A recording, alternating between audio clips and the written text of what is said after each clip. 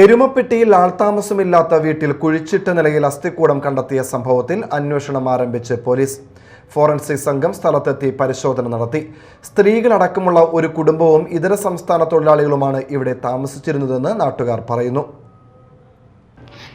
എരുമപ്പെട്ടി നെല്ലിക്കുന്നിൽ പാടശേഖരത്തിന് സമീപമുള്ള ആൾതാമസമില്ലാത്ത വീടിന്റെ പിറകിലെ ചായ്പിലാണ് കുഴിച്ചിട്ട നിലയിൽ തലയോട്ടിയും അസ്ഥികളും കണ്ടെത്തിയത്.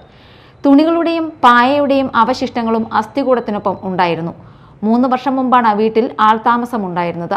സ്ത്രീകളടക്കമുള്ള ഒരു കുടുംബവും ഇതര സംസ്ഥാന തൊഴിലാളികളുമാണ് ഇവിടെ താമസിച്ചിരുന്നതെന്ന് നാട്ടുകാർ പറയുന്നു. ഇതിനിടെ വീട് മറ്റൊരാൾക്ക് വിൽക്കുകയും ചെയ്തിരുന്നു. കഴിഞ്ഞ 2 ദിവസങ്ങളിലായി വീടിന്റെ അറ്റകുറ്റപ്പണികൾ നടത്തി വരികയാണ്. ഇന്നലെ വൈകിട്ട് ചായ്പിന്റെ നിലം പൊളിക്കുന്നതിനിടയിലാണ് അസ്ഥികൂടം കണ്ടെത്തിയത്.